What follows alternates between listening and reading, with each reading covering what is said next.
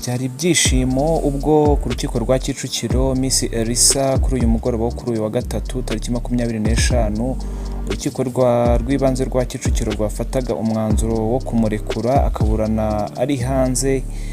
Urukiko rw'ibanze rwa Kicukiro rwemeje ko Iradukunda Elisa wabaye miss mu 2017 afungurwa by'agateganyo akazajya yitaba urukiko adafunze kugira ngo akomeze kuburana ku byaha aregwa n'ubushinjacyaha.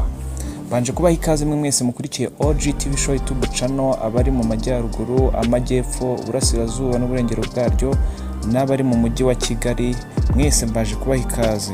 Ku mugoroba kuri uyu wa gatatu tariki 25 Gicurasi 2022 Iradukunda Elisa wabaye miss-rwanda 2017 yagejejwe imbere y'urukiko rw'ibanze rwa Kicukiro asomerwa ku ifungurwa n'ifungurwa by'agateganyo kubw'ibyaha akurikiranweho. Ku isaha y'isa 9 imodoka y'urwego rw'igihugu rw'ubugenzacyaha RIB nibwo yageze ku rukiko itwaye Iradukunda Elisa yinjira mu cyumba cy'urukiko saa 10 zuzuye. Iradukunda yaramaze iminsi 20 afunzwe, yaje yambaye umupira wa grey n'ipantaro ya jeans, afashe dosiye ibyibushye cyane mu ntoki, ari hafi ya Menyamaswa Raphael umwunganira mu mategeko. Nk'ibisanzwe umucamanza yatangiye abaza niba Iradukunda Elisa ahari, undi nawe arabyemeza ndetse arahaguruka yegera imbere. Iradukunda yasubiriyemo ko ibyaha yarezwe ari uguhimba, guhindura inyandiko cyangwa gukoresha inyandiko mpimbano, gutanga ubuhamya bw'ibinyoma mu nzego z'ubutabera no koshya abitabajwe mu nzego z'ubutabera. Urubanza ruvugwa ko yatangiye ubuhamya bw'ibinyoma mu ruregwamo Ishimwe Dieudonné cyangwa se Prince-Kade uyobora kompanyi ya Rwanda Inspiration Backup, nawe uri gukurikiranwaho n'ubutabera kubera ibyaha by'ihotera rishingiye ku gitsina. Umucamanza yavuze ko ubushinjacyaha bwaregeye urukiko busaba Elisa afungwa iminsi 30 y'agateganyo, ariko nyuma bukaza guhindura icyifuzo kuko yagaragaje ubushake mu gufasha ubutabera.